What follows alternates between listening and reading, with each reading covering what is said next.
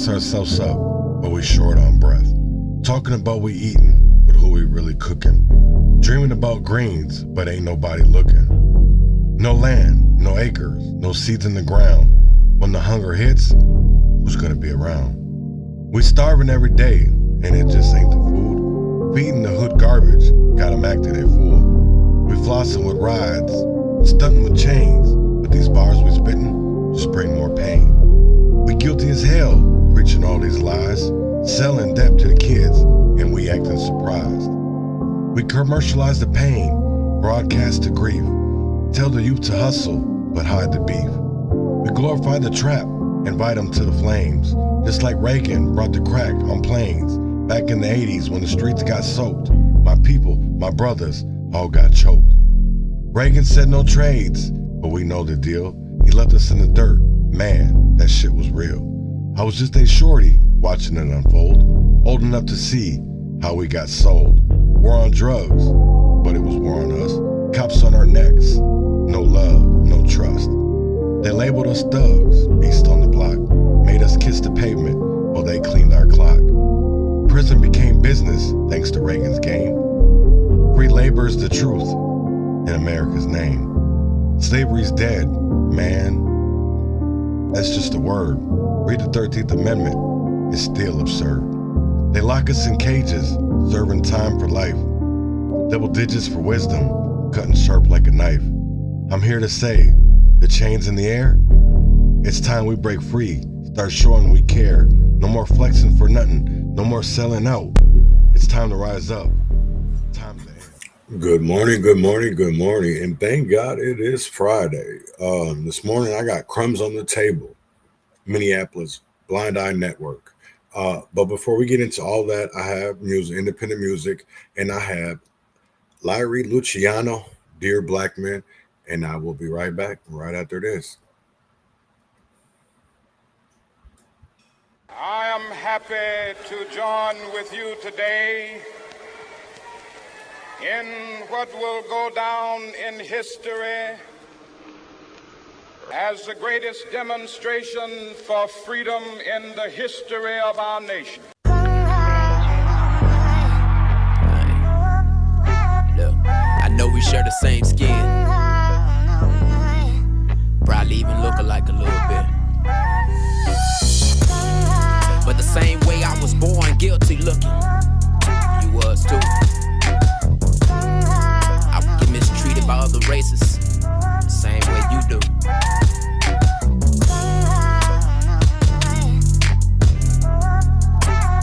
So why should we mistreat each other?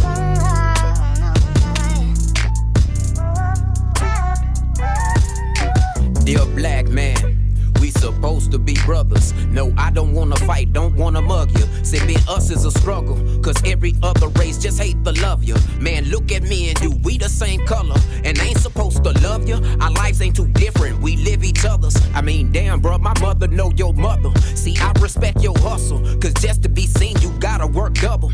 And just to pay your rent, you working double. Can a black man make a huddle? How long it's gonna take for us to discover that united, we can cause some trouble. And it's hard to recover from mistakes, cause some you can't cover. Why suffer at the hands of your brother? Dear black man. Hey, now raise your hand if you a black man. They don't understand the black man. Look, now raise your hand if you a black man. Now take a stand if you a black man. Take a chance if you a black man. Look, dear black man, no, I don't wanna hate you. We not in competition, don't wanna race you. So why are we so hateful? These black on black crimes are so distasteful. I know you gotta be tough, that's how life made you. But I don't want no smoke. I'd rather shake your hand and be your folk. Drink a beer, talk business, and crack some jokes. But it's friendly if we do so. Especially if it's a man that you don't know. That Willie Lynch syndrome ain't let us go. And I know that we all men. We gon' agree and disagree again and again. But you can speak, bro. We ain't gotta be friends. Now you ain't gotta pretend. But in the end, we got melanin skin. And I don't wanna see you dead or in the pen. Dear black man.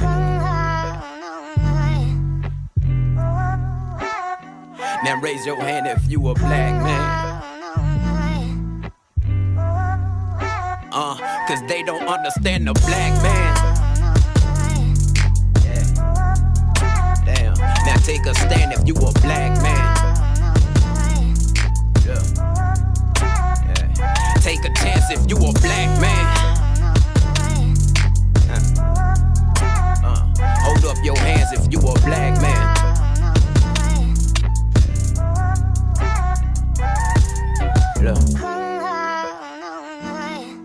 Hey, dear black man. Oh man, well, I'm gonna really get into some shit today. I want to talk about, so something happened yesterday. There was hundreds that were detained at an auto plant, which was, I shouldn't say an auto plant, a Hyundai plant in Georgia, and there was over like 430 people were arrested. So I want to get into this first, and I want you guys to see how many corporations and companies in America actually profit off of having poor people, immigrants work for them. And it's not just Mayo Clinic, or it's a lot of corporations or like hotel businesses that are, I feel like, are taken away from American people. We're following a massive ICE raid at a Hyundai plant in Georgia. Officials say roughly 450 undocumented migrants were apprehended. Now, Thursday's raid was carried out by multiple state and federal law enforcement agencies, including ICE, the FBI, and the Georgia State Patrol. I want to bring in CNN's Isabel Rosales, who's been monitoring this. So, Isabel, what is the latest this morning? Omar, good morning. With more than 450 people apprehended, this marks what appears to be one of the largest ICE raids at a single site in the 22-year history of this agency. Now, here's what we know. This happened at the Hyundai Meta plant site. This is in Ella Belle, Georgia. This is just 25 miles or so west of Savannah. And according to the Associated Press, this raid stopped construction of this factory that's being built to produce batteries for electric vehicles. This same site, this same project, this was touted by Georgia's Governor Brian Kemp, who called it the largest economic development site in the state's history. Now, we have video that we're showing in pieces here of masked and armed agents there at the site, giving out orders while officers raided the facility. We can also see workers here in hard hats and vests. They were lined up as this was ongoing. On site was ICE, Georgia State Patrol, FBI, DEA, ATF. They were executing, Omar, a search warrant that DHS says is part of an ongoing criminal investigation into this, quote, allegations of unlawful employment practices and other serious federal crimes. They're saying that this sends a clear and unequivocal message, too, that they're taking this very serious. And here is the special agent in charge, what he had to say about this raid. We are making many arrests of undocumented individuals. We have encountered many lawful employees working here, United States citizens and lawful permanent residents, and they are, of course, being released. Meanwhile, Hyundai says it is cooperating with law enforcement, saying this: we are committed to abiding by labor and immigration regulations. And meanwhile, Omar, on this same day, hundreds of miles away in upstate New York, another large raid at a work site. Dozens of workers at a family-owned plant that makes nutrition bars were also apprehended during an ICE raid. CNN affiliate WSTM reports that about 60 workers were detained. New York's governor condemned this raid, saying it doesn't make their streets safer. And the owner of that nutrition plant told the New York Times that the workers had legal documentation to work in the U.S., calling this ICE raid a, quote, overkill. Wow. That's crazy. I mean, but to be honest, there probably is a lot of corporations, companies that have a lot of probably fraudulent paperwork. And I'm not saying that it is or that it isn't, but that probably is the case as we've seen in like Minneapolis. I'm not saying that ICE is, never mind, because people are going to say it. They're going to hate me for whatever. But I want to get into about the Minneapolis shooters. More as came out, and I wanted to get in this before I really get into really what the episode is about. And I'm really going to talk about Minneapolis and the history of, we have so-called community leaders. This isn't about calling anybody out or any of that. This is about showing people the connections, the ties that we're still facing today. But instead of calling these people gang leaders, we're calling them reverends, we're calling them lawyers, we're calling them community leaders. And back in the day, they were gang leaders. They were people that were part of the problem, but now they're a part of the solution, but still part of the problem, if that makes sense. Because Minneapolis has a history, and so does Minnesota, of working with people that say they have changed their lives, but they haven't. They're still in, that's the one thing that I can honestly say is that there's a lot of people that have tried to change their lives, but the rest of the community wasn't with that. You know what I'm saying? So they fell back into that easy money and get busted. And then, that you have the big old newspaper articles or, 6 o'clock news or, but people have short memory term. They have short memory loss because a lot of people don't remember, what happened 10, 15 years ago. You know what I'm saying? We have to make people, I shouldn't say make, but we have to put it out there so that people can think for themselves, but also because if you don't understand what happened in the past, you're not going to know what to do in the present. You're not going to know what to do in the future. You know what I'm saying? Because if you're working with the people that have been a problem in our communities, and now you think they're the solution, of course, we're not going to get anywhere because what do we see? Seeds are going to be bad if it's from a bad root, even though there's and that's what I really, really, really bothers me is that there's a lot of individuals, even with our judicial system and our politicians, that have looked the other way because it was good for their political careers or it was good for their 9-to-5 careers by making communities and making areas seem better or seem worse than it really was, because those people actually didn't come from there. Those people weren't from there. And we're still allowing people today to, we need to get these rapists, but what about your friends? It's the same people that are in our communities that we're buddy with that are doing wrong. And if we called them out, if we held them accountable, I shouldn't say call them out. If we held them accountable, I don't believe we would have a lot of this. I think people would be in a position to hold others accountable and hold them to, morals and values. Because we have a lot of people that their morals or their values have a price tag with it. They're not self-made men, because the only reason why you're like this is because a lot of others have allowed you to get here. Others have allowed you to get here. But I want to get into that.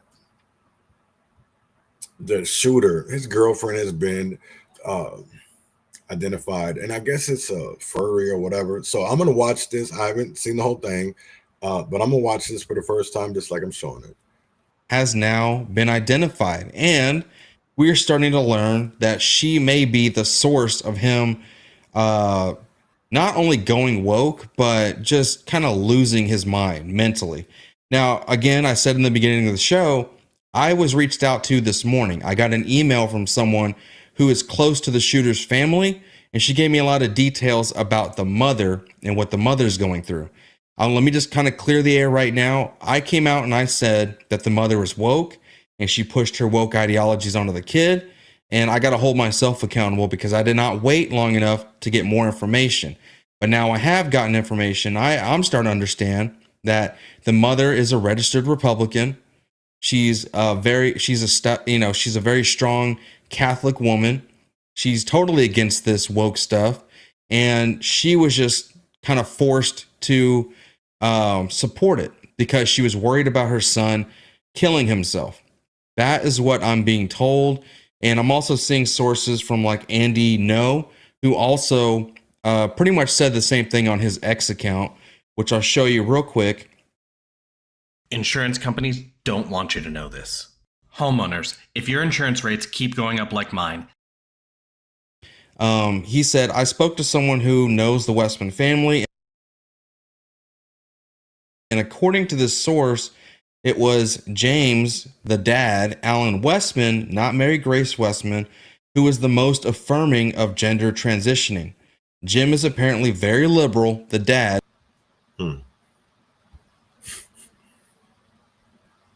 Y'all on bullshit this morning. YouTube. Wow. That works for the CIA, very liberal. And after the divorce, the couple's 5 children allegedly looked to him for affirmation on choices their mother would not support. She was essentially ousted by the family and she moved to Florida in 2020. Ever since then, the family was living with the dad under the dad's, control, essentially, right? And all the while, the mother's over there. Now, the one thing I can't confirm anything about is those posts we saw on the Instagram account, right? Where it says the mother says, don't judge by one action and stuff all like that, right? I cannot confirm if that's actually real or if that was a troll account. So this other evidence seems more legitimate, especially since this person gave me their phone number and I haven't talked to them yet. I would like to talk to them tomorrow. But the email pretty much correlates exactly what Andy No was saying over here. And they gave me a lot of information. And I'm not going to tell you who it was or, show you the email or anything like that. But I got a lot of information this morning about it. So I truly believe, honestly, that the mother was not involved in creating this monster. As a matter of fact, I think she was trying to prevent it from happening. And the father was pushing it. And that's why they're separated now to this day. But we have someone else that we have to talk about. And this is the ex-girlfriend, all right? So now we understand who this person is. And it's a woman. I'm pretty sure this is a biological woman. Because I wasn't sure. Was it going to be a trans woman or whatever? She's into furries. Okay. And I'm going to show you this video and some other clips about this as well. Westman had recently dumped his longtime girlfriend, who cosplayed in blue hair with furry cat ears, describing the ex as the, quote, root of my suffering in a twisted manifesto. The transgender 23-year-old, who slaughtered 2 children and injured 18 other people at a Minneapolis Catholic school, had only recently called it quits with his partner of several years before last week's bloodshed, his father previously revealed. The ex has been identified by the Daily Mail as 22-year-old Abigail Boddick, who was pictured on social media wearing cat ears and whiskers at an anime convention earlier this year. In the series of sick documents linked to Westman after the shooting, Westman had repeatedly referred to a person named Abby, whom he called a catalyst for his deranged behavior and the, quote, root of my suffering. He also wrote about being fascinated by furries, a term for people who enjoy dressing up as cartoonish animals. I like feeling sexy and cute, but my face never matches how I feel. I hate my face. Can I ask a question? Does anybody really honestly think like people that are dressed up this type of way are cute or even like sexy or anything like that? Like, I think it's fine and dandy, like when you're going to like the circus or you're going to, clowns or whatever. But like, I don't really see them as sexy or cute or somebody dressing up or cosplaying a pet, a cat. You know what I'm saying? Like that's crazy. How is that not mental health? Because I remember when I was younger, people would wear their, moms or, whatever. We didn't think that they were weird or whatever. It was just something that, play or whatever. But nowadays, these people like want to take those childhood games and make it into something bigger. Like I see all this anime and I think that's fine and dandy. But why, when we start making legislation or ordinances or, you know, rights for them, that's a problem. I honestly think because you're making other people be okay with that, even though they're not. You know what I'm saying? I know people, oh, you're hateful. No, I don't believe it's hateful. You can't, we already have those rights. It's you choosing to be a cat, or you choosing a man to be a woman, or a woman to be a man. That's not things that you're born as. You're not born that way. I don't care what everybody says, well, the science says this, then nobody knows what actually goes on in the brain. You're talking to somebody that had a stroke and a brain bleed, and I have some kind of disease, and they don't even know what the hell it is. It's a rare. You know, it's the same way when I was growing up, and my schizoaffective disorder that they diagnosed me as, they never really knew nothing about. I mean, they know a lot more now, but they really didn't know much back then, because what I had is something that adults diagnosis is. It was schizoaffective, wasn't kids. You know, during that time. So, I mean, I honestly get it. And, you know, I know a big discussion right now is Trump's administration is talking about banning our away from trans people. And I get it. You know, I think that's another thing that we have to do too, as well, is with some of these people, because if you don't have people like this in your life and you see what they go through, not trying to call anybody out or anything like that, but you see it, you know, and we as a government, depending on who the president is, we don't take care of them, because we see two genders, and as we should.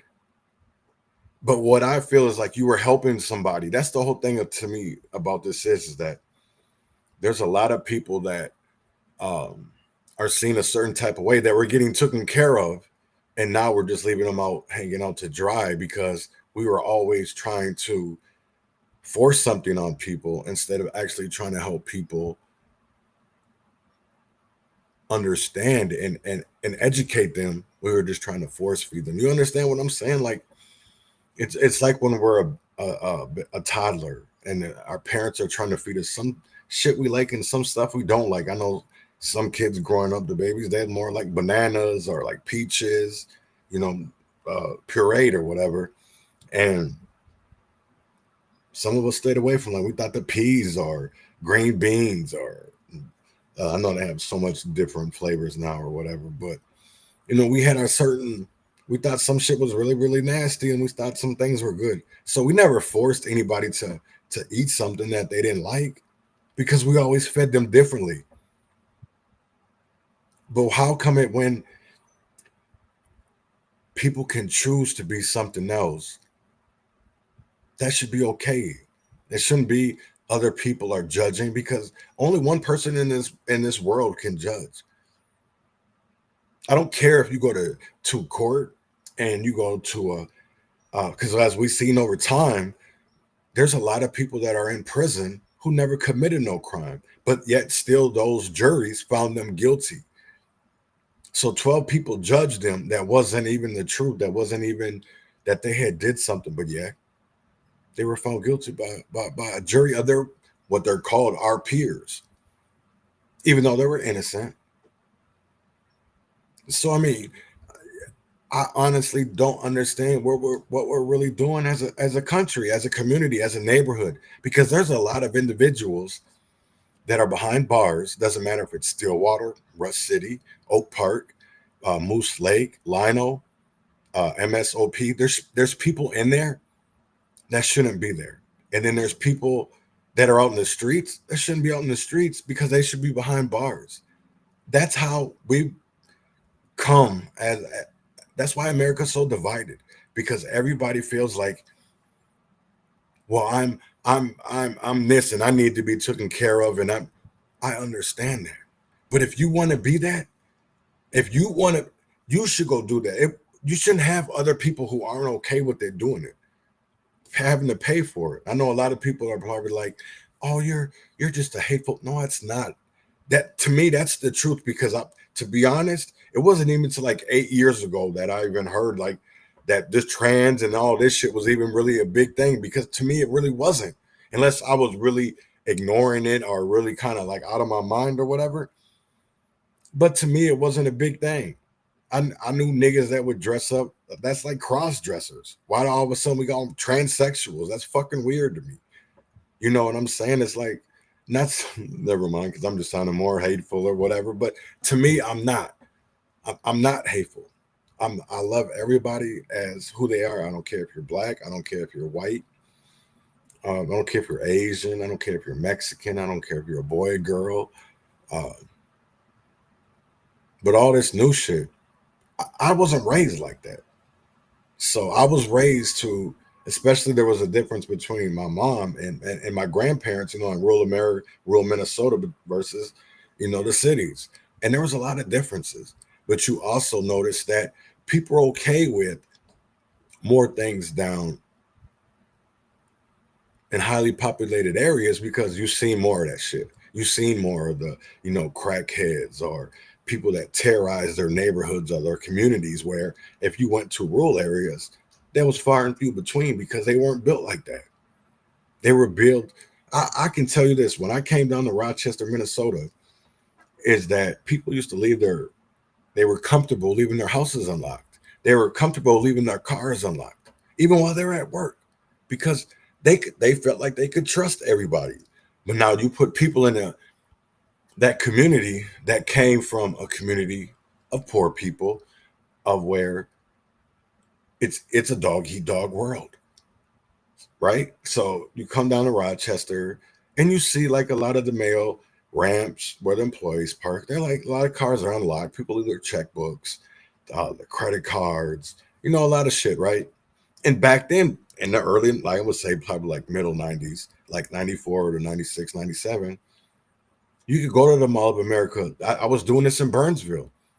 I would steal people's checkbooks, go to the Mall of America, write out checks, because back then it wasn't as quick. There wasn't no, oh, we got to make sure this check is good. They would just see it and go.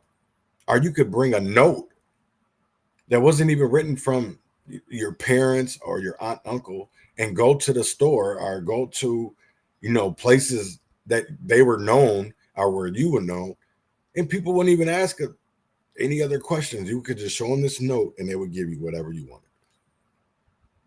That's how that's, you know, the crazy thing. That's how easy it was. That's how easy it was. And now a lot of people don't like to think like that. And a lot of people, even like in these, like Iowa, I'm still seeing people that are leaving their, you know, doors unlocked and, you know, things like that. But you're also seeing a very different world. A very different world. And I think a lot of people aren't ready for that. We weren't educating people. We're just used to forcing it down people's throat. The same thing with slavery. The same thing with Jim Crow. I'm not saying that we gotta hate these people or we can't get along with them, but there is things I'm not a religious person. I look at the 10 Commandments in the Bible as things that we should live by. It's not a religious code to me. It's a code that we should live by. It's a moral and ethical code. Thou shalt not kill. Thou shalt not lie. Thou shalt not steal from their neighbors. How is that anything? And we should love one another. How is it going by the 10 Commandments in the Bible as a structure of to leading your life? Even though I don't think anything of it religious. To me, it's a moral and ethical code. You have values. A lot of people like to say they're Christian. How are even Catholic? How, when there's so much sexual abuse going through those churches, but all in the name of Christianity? So I just leave it like that, because I will tell you like this. A lot of people look at churches and some allow gay marriage or gay couples and some don't. And that's fine and dandy. I think whatever it is, what it is. But we shouldn't be out here be making rights or infringing on people's rights. But I think when it comes down to gender dysphoria, I think we need to go a little bit further, because as you've seen in this Robin Westerman, or, you know, the shooter in Minneapolis, it makes you really wonder if they really went by that, if they really were trans, or if that was just a phase they were going through. if that was something that the father pushed, if that was an ideology that people around this young person were a bad influence. So Maybe that's why I like furries so much, he wrote. You can give yourself a new body and face. It wasn't exactly clear when they ended things. However, Westman's father told investigators after the shooting that his son had recently broke up with a significant and/or romantic partner. On August 27th, Westman opened fire on a Catholic school in Minneapolis. The sick gunman shot through the stained glass windows of a church at the Annunciation Catholic School before committing suicide. Robin Westman, formerly Robert Westman, has been identified as a transgender woman. Westman applied to change names from Robert to Robin in Dakota County at 17 years old, according to court documents. The name change was granted in January 2020. The petition added that Westman identifies as a female and wants her name to reflect that identification. Yeah, we're not going to do that. Now, they just kind of explain a little bit more about what pretty much everything we've been talking about already. But I do want to show you, here's like a video of them. And there's not much footage here, but this is a video of them together. Kind of, you just take your own opinion about this, you know? No offense, but if you're paying more than $50 it should be wild, man. I got to be honest. A lot of this should be really, really wild.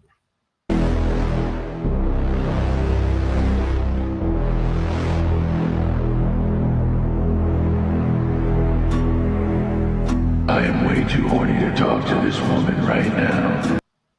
These are just like really weird woke liberals, man. Honestly, like the people you see on TikTok all the time, looking like they just walked out of bed and they decided to get on their phone and talk shit about Donald Trump and stuff like that. That's all we're seeing. These people are just, they're the product of this woke movement, and it is just so disgusting. But like, I don't know. But here in this little article as well, or this is like a screenshot of a couple different articles. Basically what it says is, in the series of sick documents linked to Westman after the shooting, Westman had repeatedly referred to a person named Abby, calling them the catalyst for his deranged behavior and the root of the suffering. Now, we heard that part in the video, but this part right here, Westman penned a slew of unhinged entries before the shooting, saying he wished he'd never met his ex. Abby is such a... I'm gonna move on, because to me there's a lot of signs of mental illness, and I know a lot of people like to say, well, you know, I think there was. You know, you look at the person, and everything that you see about the Minneapolis shooter doesn't even really make sense. At the gun store, you had an individual that was dressed up as a man, but then we're hearing a whole nother thing about a Robin, and I understand it. But you can see there was signs of mental illness. I don't care what people say. All the signs were there. It's the fact that there's some things that we look at as shouldn't be mental illness, when in actuality, it is mental illness. There's some cases where it's probably not, but there's a lot of more cases that it probably is. And I don't think we compare, or we look at those situations, we look at them as different things, and they shouldn't really be, when it should be actually the kind of same. So I want to play yesterday, everybody knows, and rest in peace to two young ladies. They were 25 years old. They have been identified. I don't really want to put their names out there, or I don't think O'Hara does either. I haven't watched really this press conference yet. But this shows that we need change. This shows that we need reform, because what happened yesterday brought back a lot of situations that I feel like, in my eyes, with the resources and the tools that they have, we shouldn't be these things could be prevented. I feel like we could have saved Linnell Frazier. He didn't have to die. That was senseless. Blessings, that was senseless. And even these two mothers, that was senseless. It seems like every year in Minneapolis, you have the Minneapolis police chasing, and we have innocent bystanders being hurt. And I think that's a history. I think it's something that only in my eyes, I believe it gets worse over time. So listen to Brian O'Hara from Minneapolis Police Department.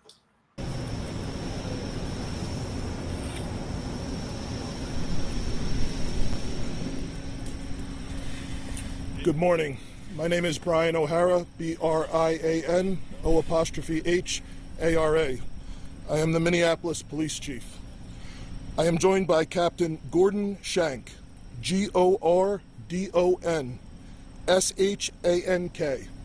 He's a captain with the Minnesota State Patrol. I want to provide an initial briefing on a very tragic sequence of events that began in South Minneapolis just after 8 a.m. today.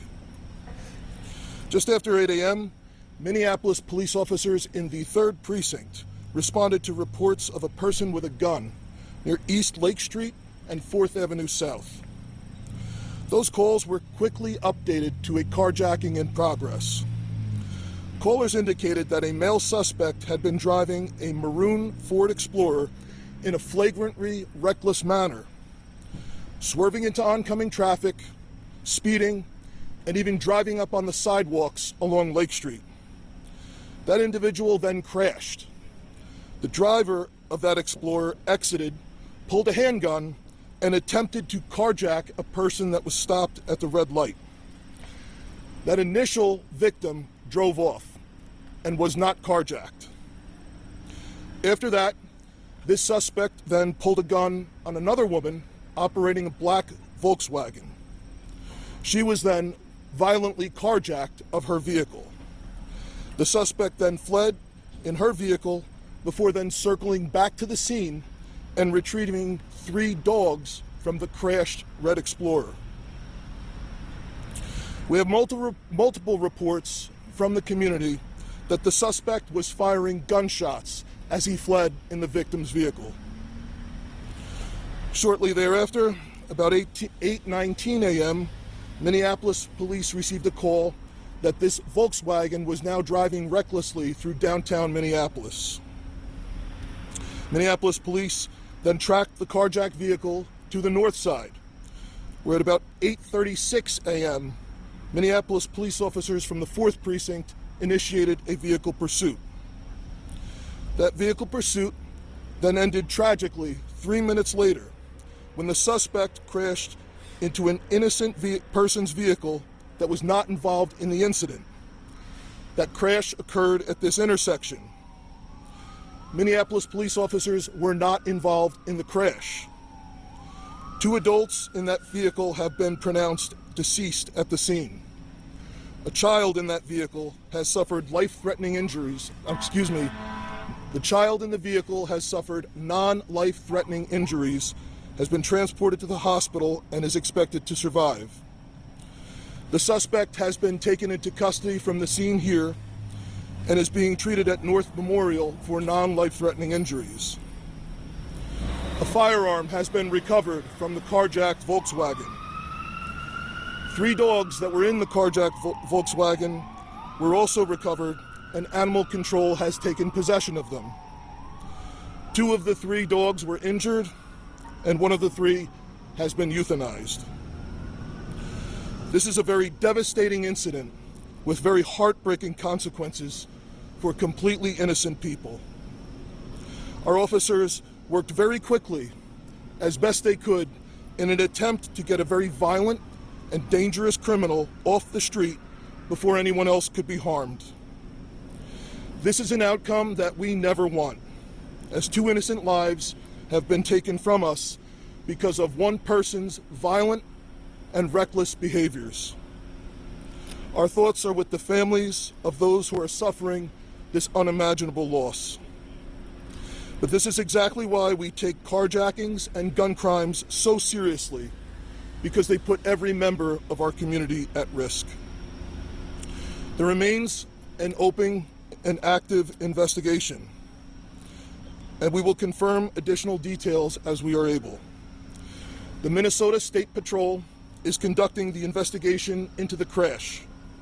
The Hennepin County Sheriff's Office Crime Lab has taken possession of the suspect's firearm.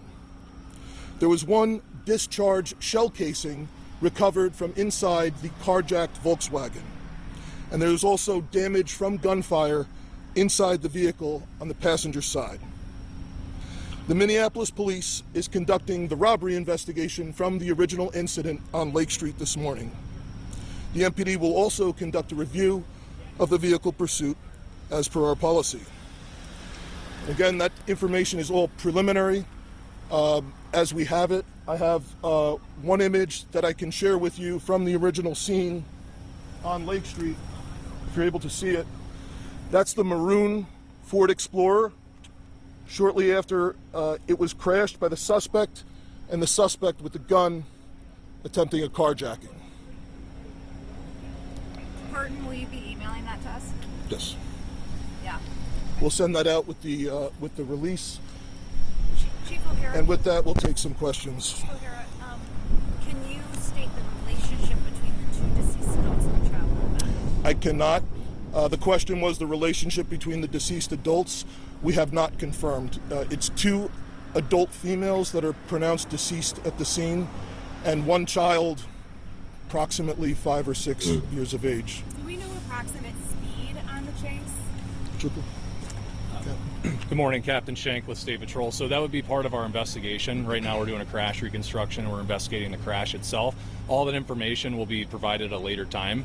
Right now it's an open investigation, and our thoughts and prayers right now are with the victims involved, and these fatal crashes are challenging for everybody. We want to make sure we get it right. So we'll get that information once we have our crash reconstruction troopers do further investigation. Chief, can you talk about just what pursuit policies are within MPD? I know that you're reviewing if this was followed or not, but can you just talk about briefly what that looks like for MPD? Yep. The question was about the Minneapolis police pursuit policy. We've been criticized recently because of all the smash and grabs and stolen cars that have affected literally hundreds of residents for having a pursuit policy that does not allow pursuits in those cases. This result is the reason why we have such stringent policies. We have to balance the need to apprehend, in this case, a dangerous and violent gunman with the risk that these pursuits pose to the public. So we limit our pursuits only to those cases where we believe an immediate apprehension is necessary to protect the community from a violent criminal, and we don't necessarily know who that person is and not necessarily able to wait to make an apprehension at a later time. So that's why the Minneapolis police policy for vehicle pursuits is so stringent. So this obviously rose to the level. Yes, very clearly, yes. How far back was the squad from the car when it crashed? I don't have specific information as to that at this time. But it was pursuing the vehicle when it crashed? Yes. Do you know this? There was a fully marked Minneapolis police squad car that was in pursuit. And was it just one in pursuit? I don't have full information on that at this time. That'll be reviewed. Yep. Was this suspect known to you prior to today? I don't have the identity of the suspect at this time. What was the original incident? You said a robbery. Was that the Yes. carjacking, or is it a separate robbery? So the original incident that we know at this time were initially the reports of a carjacking, which involved the suspect driving recklessly prior to this, driving on the sidewalk, speeding, swerving into oncoming traffic, crashing the original vehicle they were in, then getting out and at gunpoint attempting to carjack someone stopped at the light who drove off before they were carjacked, and then carjacking the victim of the black Volkswagen, which was involved in the crash here. And then firing shots after that before fleeing the scene. And with the dogs in that black Volkswagen, that was... So the question was the dogs in the black Volkswagen. They were originally in the maroon Explorer with the suspect. I don't believe they have any chips or tags, so we have not been able to confirm ownership on the dogs. But they were with the suspect in that original vehicle. Suspect came back and took the 3 dogs from the original vehicle with him in the carjacked Volkswagen. Yes, sir. The victim car stopped on the light or was moving? I can't hear. I'm sorry. The victim car was stopped on the light or was it moving? Your question was asking if the vehicle was moving at the time of the crash. Yeah. That's part of our investigation to determine the speeds of the vehicles. Was she stopped at the light or she was moving? Correct. We're working through the investigation, and additional information will be released on our media webpage pertaining to the crash itself. You can find that on our website. So preliminary investigation shows the vehicle was moving north on Penn Avenue at the time of the crash. So, but that speeds are under investigation. That's part of our crash reconstruction investigation. That's all information that we will be able to obtain as we further investigate this crash. If I can add to that, though, the question was speed of the suspect's vehicle. We have multiple 911 callers and people from the community complaining about the speed of this person's vehicle and the reckless manner that they were driving prior to the pursuit. In South Minneapolis, in downtown, and then in North Minneapolis prior to the pursuit. So the suspect was clearly operating in an extremely reckless manner prior to the vehicle pursuit beginning. Do you know when we might get a suspect ID? We're working on that. I just don't have that now. Was the suspect taken to Hennepin County Jail or to the hospital? The suspect was taken to the hospital. Lastly, Chief O'Hara, I mean, you're dealing with innocent victims here. You guys have already had a very difficult week. Can you talk about the fact that we're dealing with people who are just in their car driving their kid around? Yeah. Innocent victims here are what we're dealing with. Can you comment on that? Our hearts absolutely go out to the families who have been impacted here. They're absolutely, completely innocent, just going about their lives. And unfortunately, because of one person's reckless and violent behavior, armed with a gun, firing it in our city, attempting to carjack one person, carjacking someone else, and then continuing to drive throughout the city in such a reckless manner, this person clearly endangered hundreds of people's lives in our city in such a short period of time. You know, that's crazy because that is the truth. You know, and I know I'm critical of MPD on this, about their chase, the same way I was about Linnell Frazier, the same way I was about Blessings. I've been on MPD's ass. But I feel like every time there's a chase, I feel like, especially around a predicament that I feel like they could have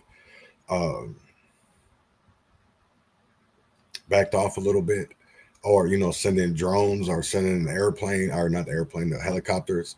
You know, it's not just the suspects that are driving around recklessly. It's also the police. So let's not get that twisted.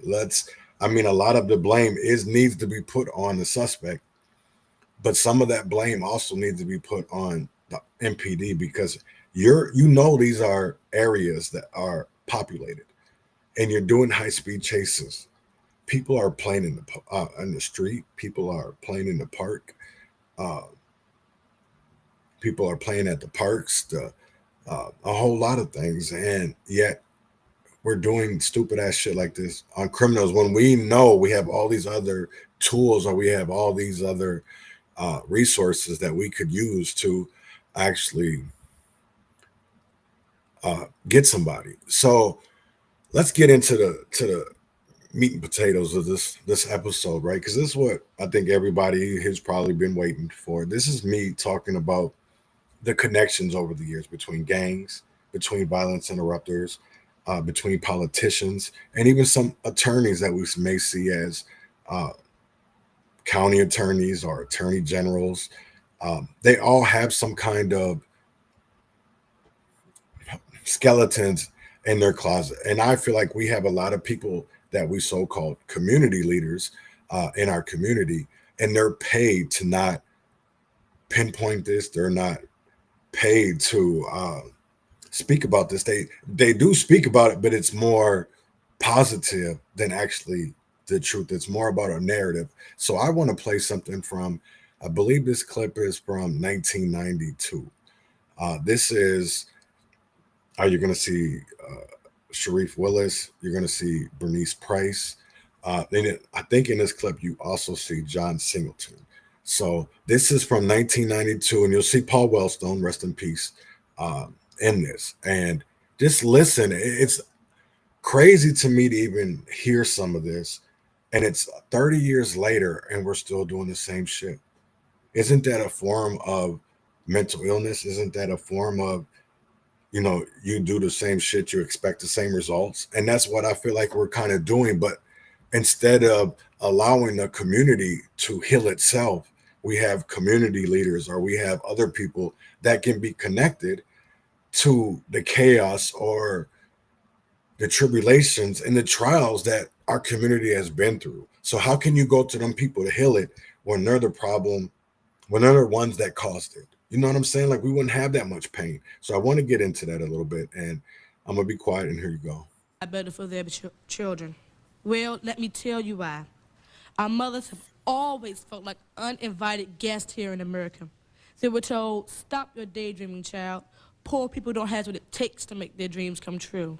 So our mothers, with their dreams and their school books, they put away and had babies instead. Why?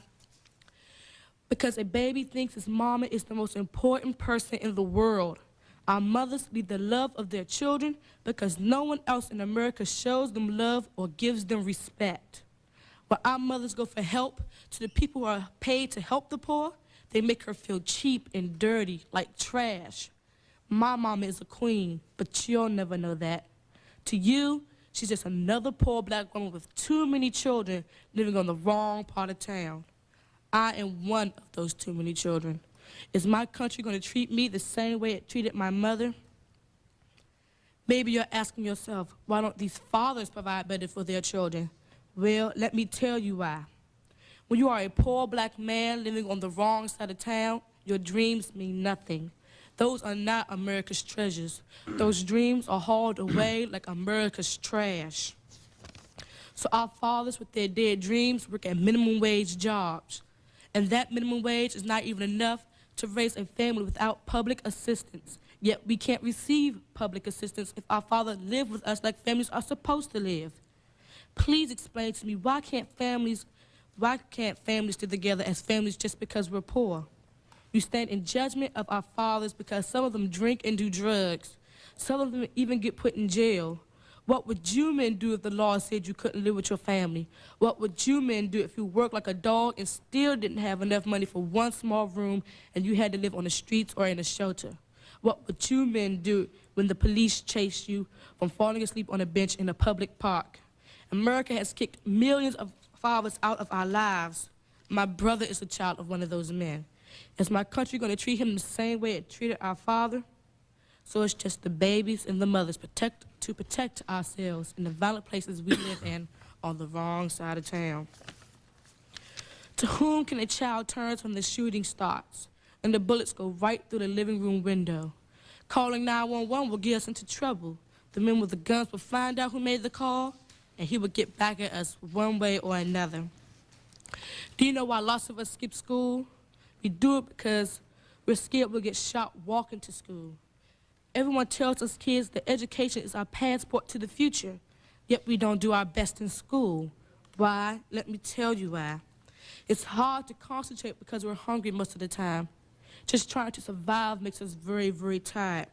And we're always looking over our shoulders because some kid in the classroom could be carrying a knife or a gun. We know we don't score high in standardized tests. How would you score if you were hungry, tired, and scared to death most of the time? When you were a child, you were able to play outside, right? Today, millions of America's children can't play outside anymore. We are afraid of what might happen to us out there. In this State of the Union, I bring a message for millions of America's children. We are not asking for special privileges. We're asking for the chance to be healthy like other kids. We're asking not to be hungry. We're asking for safety against drugs and violence. We're asking the people who are paid to help us to do their jobs. We're asking to play outside like you did when you were young. We're asking for safe schools and for teachers who urge us to reach for the stars. We're asking for the laws to change so our fathers can come home to us. We're only kids. We're scared, we're sad. Sometimes we feel like America has forgotten us, just like it forgot our mothers and our fathers. The drug pusher knows that, and he's waiting just around the corner for us with his drugs and his lies. members of Congress, and honored guests, I challenge you to look deep in the eyes of a poor American child. In that child's eyes, you will find America's greatest tragedy. If you do not help us today, you're going to lose us forever. Thank you. Thank you very much, Reese.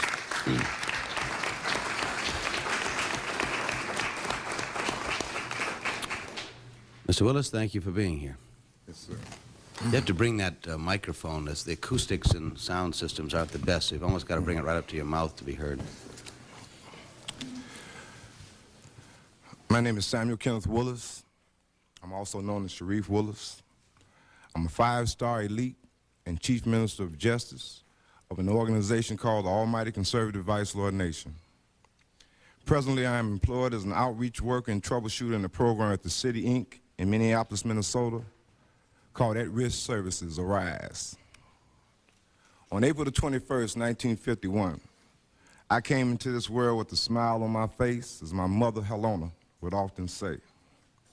I immediately grew into a threat and a suspect upon joining a subculture organization, more commonly referred to as a gang, called the Almighty Conservative Vice Lord Nation, of which I have been a part for more than 20 years. My early years within the Vice Lords were spent drinking wine, singing, and dancing on the street corners of Chicago. We would often fight with other blocks, but it was always centered around girls, and for some reason, we never used any guns. The Vice Lord started to pursue a social course about which some 5 books have been written. We developed community programs throughout the 60s and early 70s. We had breakfast programs for school-age kids and lunch programs for senior citizens long before Meals on Wheels. We would take legions of kids and sweep the streets and paint the alleys in our programs called Exchange Glass for Grass. We had several small businesses, including a restaurant, a pool room, and a cultural center, but we became too influential within our community. At our first census, we counted 5,000 within our membership. We at this time were able to impact various elections within our community and also had several run-ins with Mayor Richard J. Daley Sr. because we were perceived as a serious threat to Chicago's machine politics. Around this same time, drugs were introduced into our community. Heroin was distributed among us at house parties for literally nothing. Neighborhood youth who had sought no more than to drink wine and sing were transformed into walking pincushions seeking only the next fix. In 1976, after having witnessed as victims of heroin, our own madness, we abolished the intravenous use of narcotics. We made it a law subject to a serious physical violation for those who persisted. But we couldn't continue to abuse those we profess to love and care about as brothers. So we sought to pursue a rebirth from the ranks of those who did not use any narcotics. Presently, I am president of an organization called United for Peace. It is a coalition of 4 of the 5 major organizations in the Twin Cities. Represented are Bloods, Disciples, Souls, and Vice Lords. We have come together to promote peace and to help curtail the violence in our community. No longer is it enough to derive by whatever formula that a problem does exist. The efforts now must be geared towards prevention, and that is why we have sought to interact with different community agencies, for if we are deemed to be part of the problem, then we must also be deemed to be part of the solution as well. I suffer not under the delusion that we as a society shall erase totally violence and crime from the vestiges of our communities. For violence through the sale of guns and crime have become big business. We live in a naive society. We're manipulated in directions that confound intelligence. You against me, me scared of you. Only when we are able to truly focus on the causes and the intent which this manipulated plague of drugs was designed for will we begin to address crime and violence. In South Minneapolis, on Tuesday, July 14, 1992, 4 people were shot in separate incidents. And on Thursday the 16th, 2 19-year-old men were charged with attempted murder. Episodes like this are occurring throughout this nation daily, and things are progressively getting worse. 14 and 15-year-old teens, 16 and 17-year-old teens are carrying Tech 9s, Mac 10s, and Uzi machine pistols as if they were water guns. How have we allowed such instruments of death to fall into the hands of teenagers throughout this land. We have spawned this by desensitizing our children from the Saturday morning cartoons, which oftentimes are their first encounter with violence, to the Untouchables and Miami Vice. Our television sets have littered impressionable minds. How many of you grew up wanting to be Wyatt Earp or Billy the Kid only to realize you couldn't get a horse? The only difference is their horses have 4 wheels and they realize they can get a gun anytime they wish. You have to speak to their needs and make the necessary economic, employment, and educational opportunities available in order to give them a new purpose in life, to mold them into productive citizens. Law enforcement and penal institutions are not the answers, as our overcrowded penitentiary should attest. The dollars put into incarceration vary between $30 to $35,000 a year per person, depending on the particular state. Yet we can't invest $10,000 to $15,000 per year educationally to change young minds. Mathematically, incarceration over education might make sense to you, but not to me, especially in our country, which has such a large deficit. I wish to thank you for allowing me to be here today, and I want to leave you in the blessings of which all vice lords stand: love, truth, peace, freedom, justice, harmony, and understanding. Thank you. Thank you very much.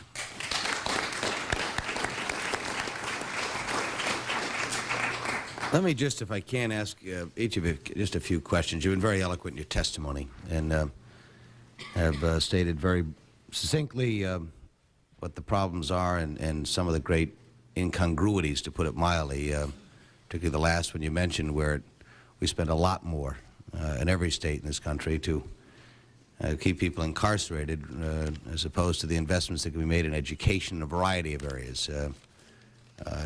So the number of other problems like that that we see all the time. Bernice, your testimony was extremely good, and you spoke for an awful lot of people, as you tried to, in talking about speaking for millions of other children and looking into their eyes, and I couldn't agree more with you about that. Tell us, like, just being in it, you lived in the shelter for 3 years. You're living now, you're living in this the housing project? Yes. What was the difference in terms of the, have you seen a difference in those 3 years? You're 13 now, going back a number of years ago. Do you remember what it was like in terms of you seeing an increase? Are you more scared today than you were before? Is the violence, does it seem to be getting worse? Definitely the violence is rising rapidly. Speak a little closer if you would, Brittany. Violence is rising rapidly. A lot of stuff is going on. A lot of children, teenagers, between even younger than me, are getting killed, being in crossfire of gangs and violence and over drugs and money. And it doesn't make any sense. And this, from the 80s now to now, if you was to look at a chart and raise it up, you'll see a dramatic difference. Mm-hmm. Was it in the shelter? What was there particular problems in the shelter, or are you seeing, is it more threatening in the projects than it was in the shelter? It's more threatening in the projects than it is in the shelter, because at least in the shelter you had some kind of protection. Now, if you move to the projects, you're on your own. You have no one, no guards, no policemen. If you call the police, it takes them a long time to get to the place. And by the time the cops get there, everything's done finished and the people who did it got away. So now, being in the projects is more scarier, and you need to be more safer than you were if you was living in a shelter. Mm-hmm. How far away do you live from your school? 5 blocks. So do you walk it? Yes. What is that like? How is the violence in your school? You talked about, I mentioned the statistic, I mentioned 186,000 people a day, young people bring a gun to school. My school is an exception. We have, only violence that we have in my school is fights. Mm-hmm. No guns, no knives, no any kind of weapon that hurt, no baseball bats or anything. My school is an exception, but it's lots of other schools, mostly high schools. That's the most schools that has lots of violence. I'll be graduating from my junior high school in about a year. So when I go to high school, I know it's going to be tougher and more stuff is going to be happening than it is now. So I know I'm going to have to be more safer. How about, do you walk back and forth to school every day? Yes. Is that an intimidating experience? No. Because I know when I get to school, I don't know if I'm going to be in the fight or not, but I try to keep my nose where it don't belong and mind my own business. Sometimes I am scared when I go to school because it be a lot of stuff happening in the mornings as well as it happening at night. And some things that happen at nighttime may affect a person in the morning. So when I do go to school, I do be scared because I never know what might happen to me. Are you involved in school activities after school, or do you generally just come right home? No. No activities after school, but I'm in Voices from the Streets, and that's a program for me that's good enough. Yeah. And there are also, where I live at, some kind of, like some camps and stuff where kids can go to, but I don't join them either. You see a policeman, what do you think? When I see a policeman coming around our way, something up. Usually we have policemen come a lot, but when I see one around our way, a bunch of us, we ask what's going on. We want to see what's happening in our community and see if we can do anything to help. Yeah. But do you see them in your community, in your neighborhood, as being a friend of the community, a friend of the neighborhood? No. They come to do their business and they're gone. And that's just it. So they're not there under normal circumstances. They're not there to talk to the kids or anything. They just come, they get whoever they came to get. They talk to the person who was a victim or who did something else to someone else. And after they finish that, they go on back to their department. Mr. Willis, you've had a number of years. I'm not going to put an age on you here, but you're not a teenager. You've seen this change. You go back and describe what it was like a number of years ago, and in Chicago, growing up, where weapons were not really as much of a threat, at least weapons that could cause the kind of serious violence we're seeing today. What is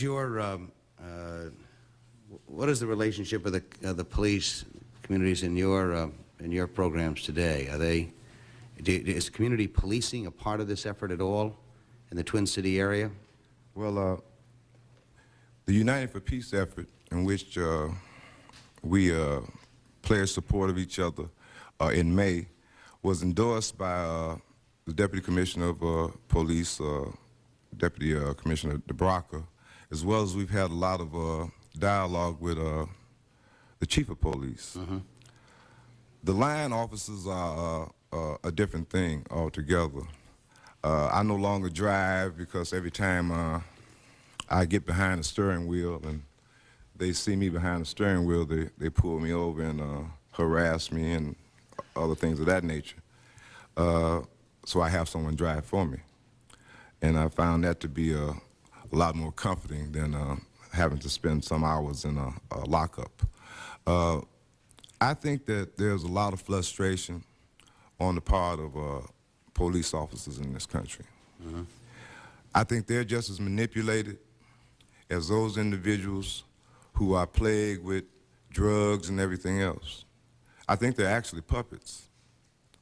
I think that any time an individual who initially wishes to serve and do something good and productive within the community can get burnt out. Seeing the same repeated nonsense every day, the same frustration and exasperation coming from different communities. So they start to hate those individuals.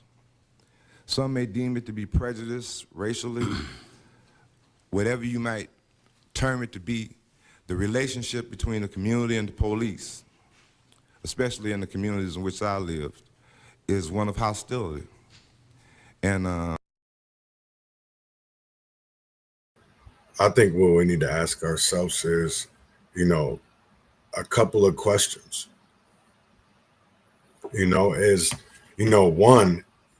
is, why did prosecutors in courts in Minneapolis refuse to label Willis the gang leader when everyone else, from the cops to the papers to the streets, already knew? Another question that we have to ask is, why did peace nonprofits with gang ties keep getting city contracts and funding, even when shootings kept happening at their events? Another question is, how did public officials and politicians all get intertwined with this network? And why are they still being treated as trusted voices in reform? The fourth question is, most importantly, who benefits from keeping the truth hidden? That's what we need to ask ourselves. Who benefits from this? Who benefits from our communities being in chaos because they keep on getting paid to get rid of a problem that they're a part of? They're not a solution. They're part of the problem. So if you keep on funding people that are not solutions and are keep on being problems, and earlier this week, I think it was like Tuesday or Wednesday, I played a video that KSTP, or maybe it was the Star Tribune, that came out and said there's years and years of Minneapolis leaders being involved in, our youth being involved with gangs over the years, and then we allow them to be called community leaders. It's just their title has changed. And I will never understand that. I mean, out of the years that we have done, the name is a part of something. It didn't matter if it was part of the Minneapolis public schools. It didn't matter if it was violence interruption programs. It didn't matter if it was part of Target and the downtown improvement district. It didn't matter. Even with the consent decree. That's what really drives me crazy, is because how can we trust the police, you know what I'm saying, when it comes to the consent decree? Because we're allowing these so-called community leaders a part of that. And I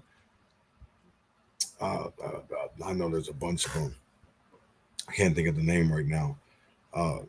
United, I know it's something United something, but the city of Minneapolis is under a federal consent decree, supposed to clean up corruption, reform the police, and restore trust. But guess who's sitting at the table helping negotiate and shape policy?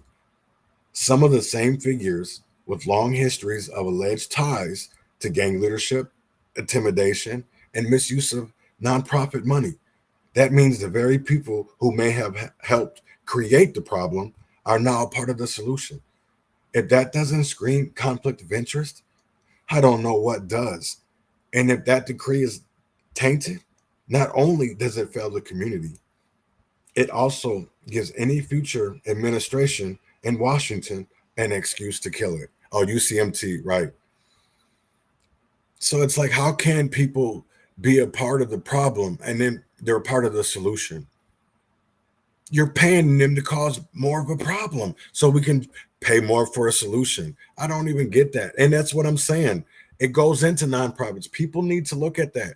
What does the Minneapolis Foundation have to do with this? What does a lot of these other foundations? It's just to give people money so they can solve an issue that they're a part of. You're not going to solve it. You're only giving them more money. And that's why I don't agree with like Kristen Robbins or some of the other so-called politicians that are running for governor. And that's why I do believe in Philip Parrish. You don't see any other candidates talking like he's talking, and that he wants to get rid of the issues. He doesn't want to not spotlight it, because I really do believe if you spotlight and audit these NGOs, these RDOs, rural development organizations, or national governmental organizations, NGOs, like there's so many of them. We need to really be looking at these, and why our Mayo Clinic or these big ass corporations, who I feel always trying to find a loophole through the system so that we can not get anywhere. You know what I'm saying? So that's what, to me, what this is all about. And I really feel like, and this one thing that I do want to say, right? This isn't about reliving the past. It's about understanding how patterns of silence, suppression, and corruption shape the present. If Minneapolis wants real reform, real safety, and real trust, then we can't afford to keep looking the other way. The crumbs are on the table. The pattern is clear. The question is, will the public demand answers? That's what I really want to know is, are we going to demand answers? And I see like even what's going on in Ward 5. I see Brenda Short, who's running for mayor. I've also seen Maurice Ward talk about Jeremiah Ellison not being in Minneapolis and not being able to either vote or participate in committee meetings or even the council as a body. And that's leaving Ward 5 with no representation. And how can you tax somebody but there is no representation? That's what the whole Civil War was about. That's what, not the Civil War, kind of the Civil War, but also not even the Boston Tea Party. That was about taxation without representation, because we were being taxed, but we couldn't represent ourselves. We have a history of that. We tax the hell out of people, but we don't give them no representation. We don't care about their voice. And that really saddens me. That really makes me feel like we've got to do so much better, but yet we don't want to. And I will never understand that. I don't understand how people don't want to get better, and they just want to keep on living the life that they're living. And I guess maybe I do understand that. I don't know.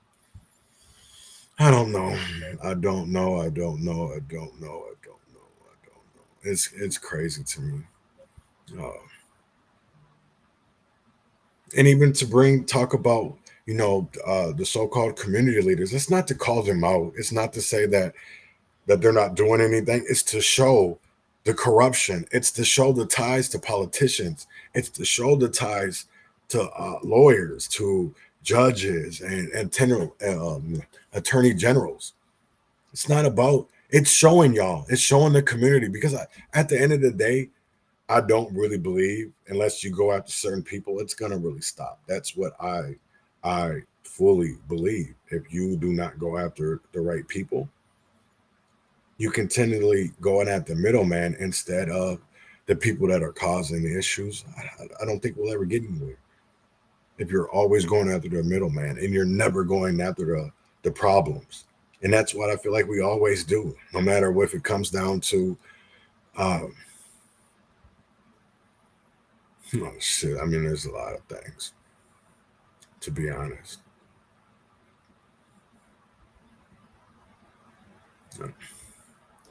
Yeah, I just don't get it sometimes. I really, really, really don't get it. And maybe I'm not supposed to. I don't know. Maybe I am, maybe I'm not. But I really do feel like we can make a change, and we can be a part of change if we stop allowing these people that are cogs in the system. And when I say that, these are people that are being paid. These are people that our taxes paid, no matter if it's coming from Medicaid, no matter if it's coming from that's what I should say. It doesn't even matter if it's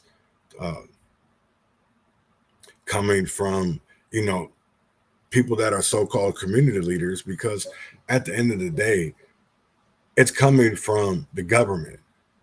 So we can't demand or even ask for handouts if it's coming from people that work for the government through 501(c)(3)s. It doesn't matter if it's faith-based initiatives. It doesn't matter if it's individuals that are, if you get paid by the city, you're a piggy. Isn't that what they scream out there and when they're marching and protesting?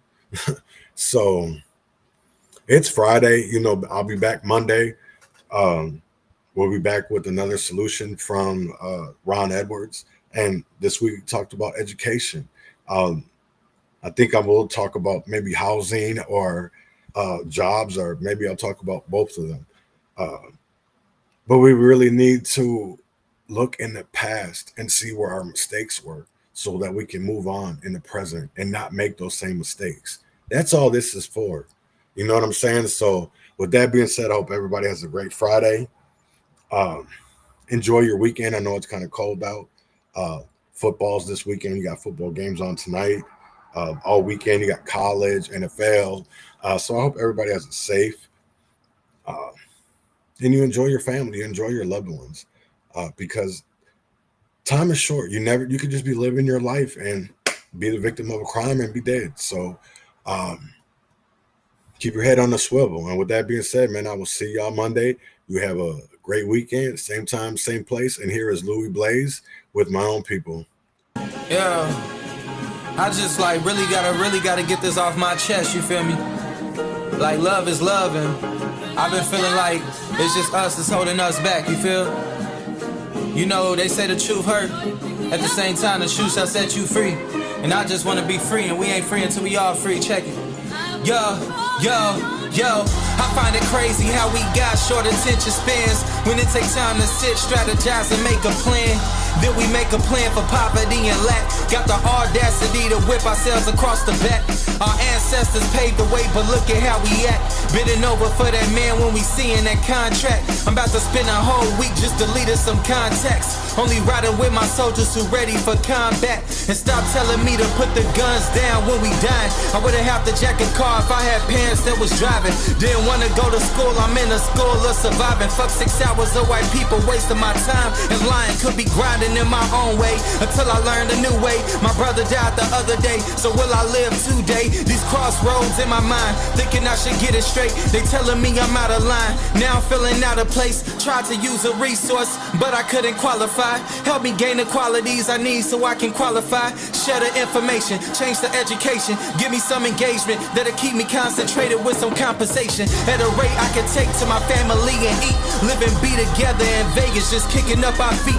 Just to show this woke culture that's talking is really sleep. Fuck intellectual debates, teach me something I can keep. Show me how to grow a crop, show me how to build a house. Show me how to own some land so we can really make it out. Show me how to heal, show me how to feel, how to start a fire, how to make a meal. Show me what is real, show me how to gain my sovereignty and declare some independence from a government of hypocrisy and poverty.